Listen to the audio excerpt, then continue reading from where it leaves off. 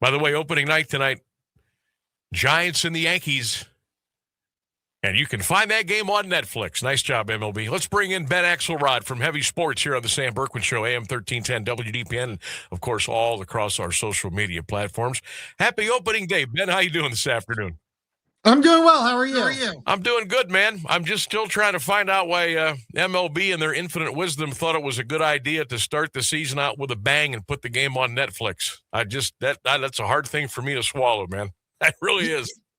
Yeah, it's going to be weird, and I wonder how people outside of the sports media space will receive it because, I think in my kind of little, sports media, sports business bubble, we all have been preparing for this. We all know it's coming, but I wonder if fans who don't follow this stuff on a day-to-day basis and just know that baseball season is here. I wonder if they realize the game is going to be on Netflix. I wonder if, baseball obviously has a lot of older demographics in terms of their fan base. I wonder if they realize that this game is going to be on Netflix. So it's going to be really interesting to see the reaction come 8 p.m. tonight, especially on social media. Yeah, I'm interested to get the immediate ratings back as soon as they come out to see how many people watched and how many people will be on social media. Oh, I didn't know there was a game tonight. Oh, I thought opening day was tomorrow. And I think Manfred and the boys, I think they missed another opportunity here.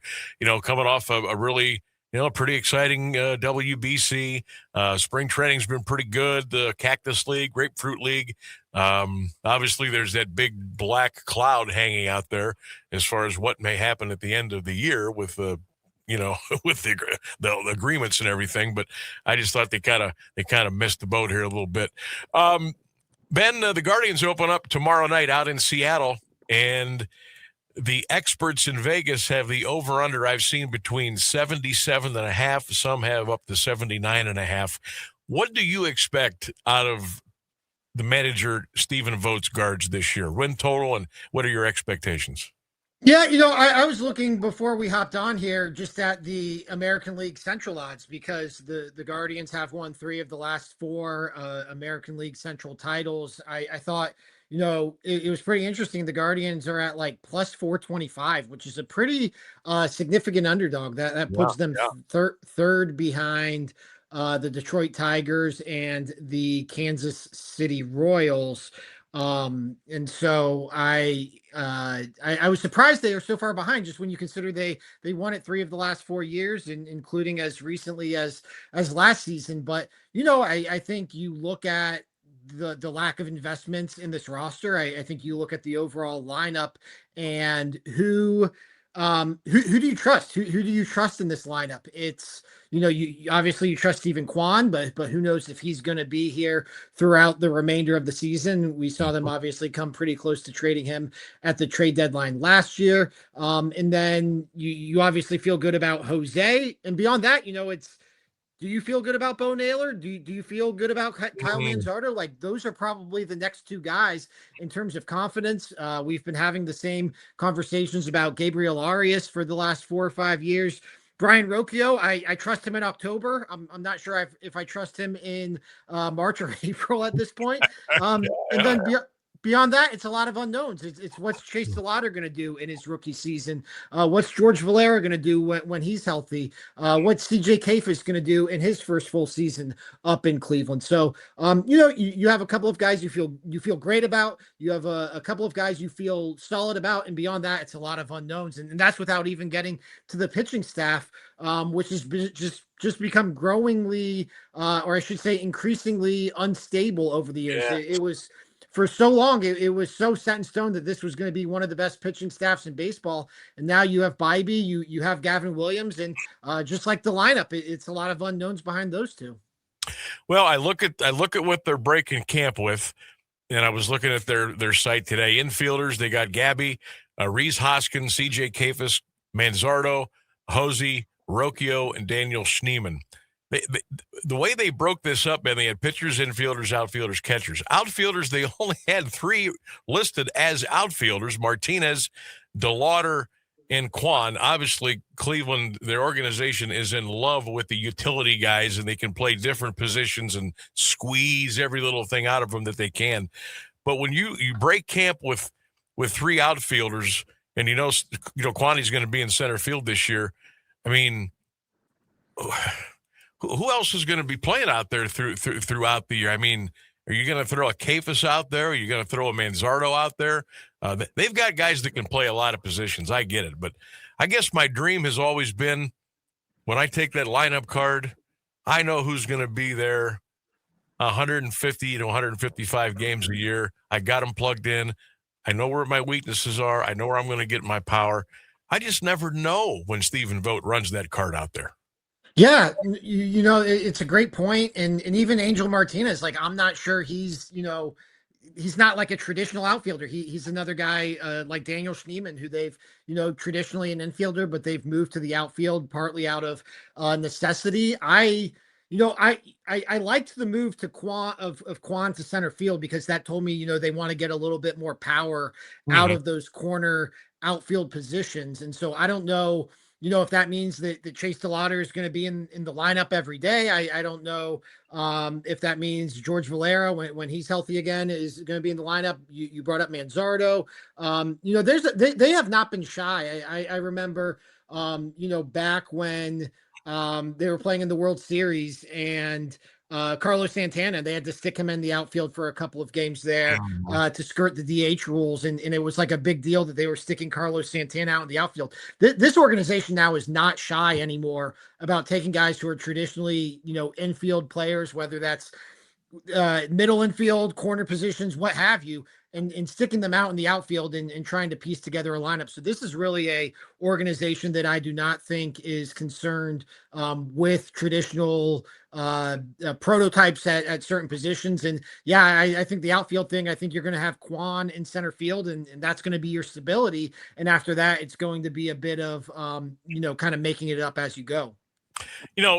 Bobby DiBiasio was down here in Canton on Monday speaking at the Pro Football Hall of Fame Luncheon Club, and he did a great job. He talked for about 45 minutes about what the Guardians were going to do, who he thought they were going to break camp with, the pitching rotation. He talked about Martinez. He talked about Quan. And I believe somebody from the audience brought up the question, which I knew was coming. Hey, where's Travis Pizzana going to start the season? And as we see, it's going to be at AAA. One, Ben, how long before he is called up? And two, do you feel any growing frustration from some that he's not with the big club right off the bat? I think there is a little, and I think it's obviously natural when you take a player first overall and he performs as well as he has performed. And also you have holes in this lineup. Like this is a lineup that could use some juice. This is a lineup that could use some of that power. So I think there's always just a little natural frustration with whoever the top prospect is. Like, why is he not up here yet? I think some of that is being a baseball fan, and it's obviously amplified when the guy was, highly picked and has performed well. In terms of growing frustration, I think that's going to be twofold. I think it's going to be, how is Banzana performing in Columbus, and how are the Guardians doing? If the Guardians have a void like we saw last year early in the season, and we saw those calls for Kafis, we saw those calls for DeLauder, we saw those calls for Valera. Like, yeah, if this team is not performing, and especially if it's not hitting, we are going to see those calls for Travis to get called up here. And then the other part of it is, how does he perform in Columbus, and can he make himself impossible to ignore? Does it get to the point where, hey, we'd like to hold on to this guy for this extra service year, but a little bit like with Francisco Lindor in 2015, he is just performing so well that we have to get him up here. So I think that conversation is twofold, and really just dependent on how both Travis is performing and how the Guardians are performing on the field. Ben Axelrod is our guest here on the Sam Bourquin Show. Check him out at heavysports.com, at Heavy Sports, all over your favorite social media platforms. The pitching, I looked at who they're going to go to camp with, and there are some names here. And Ben, I got to be honest, I try to keep on this as much as I can. I mean, I love baseball. I love Cleveland teams. But, okay, you got to familiarize me with Connor Brogdon, You got to feel bad with Colin Holderman, Parker Messick. I'm familiar with Peyton Paulette, Eric Sobrowski got a little taste last year. There's some guys that were on this big club now. I don't really know a whole lot about. What's this rotation going to look like? 4-man, 5-man? What's it look like after Bybee? I think it's going to be make it up as it goes. I mean, you've got Gavin Williams, you've got Slade Sicano, you've got Joey Cantillo, you got Parker Messick. This is going to be, I mean, these are guys, some of these guys are guys they were debating whether they were going to start the season in the bullpen or whether they were going to start in the starting lineup or in the starting rotation, or if they were going to be in Columbus. So like, this is very much behind Bybee and Gavin Williams, very much make it up as they go, and trying to find those pieces. I mean, this is kind of a little bit of the hole that they found themselves in with what happened with Luis Ortiz last year, who they were counting on to be a mainstay of this rotation moving forward. This has been the result of some of the stuff that has happened with Daniel Espino and his injuries, and the guy who they were counting on being up here by now and being a part of this starting pitching rotation. So this is something that is very much just like the lineup, and I'd almost argue more so than the lineup at this point. The pitching rotation is more in flux. Yes, and that's their selling point. That's what they bank on. And you're right. I think it's a little bit more in flux, as you said, this year. Ben Axelrod is our guest. Front office sports. My God, what was I thinking about heavy sports? Anyhow, let's look at I want to kind of go back to the prognostications, and I see where longtime beat writer Paul Hoynesy says, hey, they're not even going to make the playoffs this year. That's what he said. And some other folks up in Northeast Ohio saying no playoffs this year. They just don't have enough. What will the fallout be, say, Ben, if they don't make the postseason this year? And I'm not saying Stephen Vogt's job is in jeopardy at all, but I got to imagine there's going to be a lot of rumbling about some other issues with this franchise. Yeah, there might be rumbling among the fan base. I don't, unless it's a totally disastrous season and it's like, a sub 70 win season or something like that. I don't know. I think this front office has I think the front office has bought equity. That this isn't, a team that's been in a drought for success, even especially despite the payroll differences that it has faced over the years, and this year being no exception. And so they've found success despite their payroll deficiencies.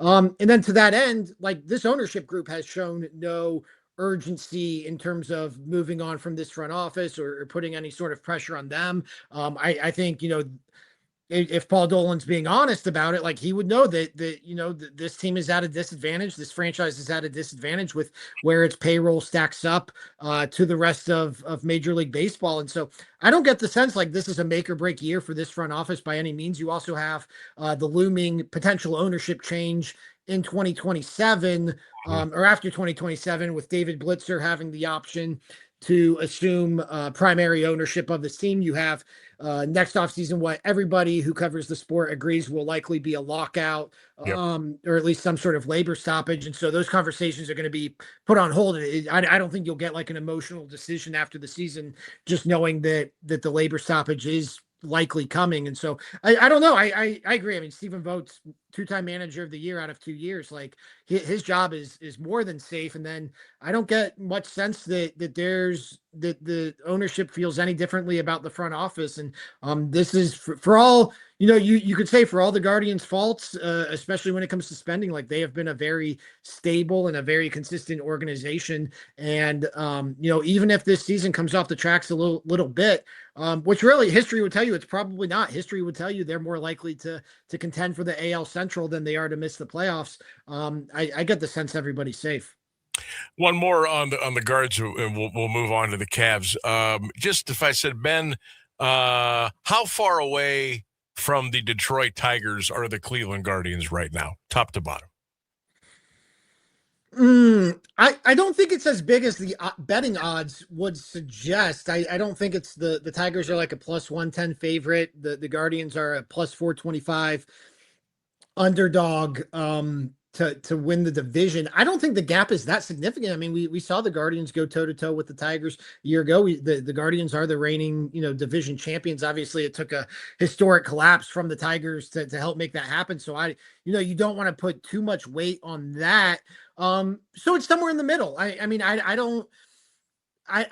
I don't think we should necessarily view the Guardians like as the reigning AL Central champions, even though that's technically what they are. I think the Tigers are a deserving favorite to win the division. But I also, I think the Guardians are every bit as close to the Tigers as the Royals are as close to the Tigers. So that's probably where I would put it.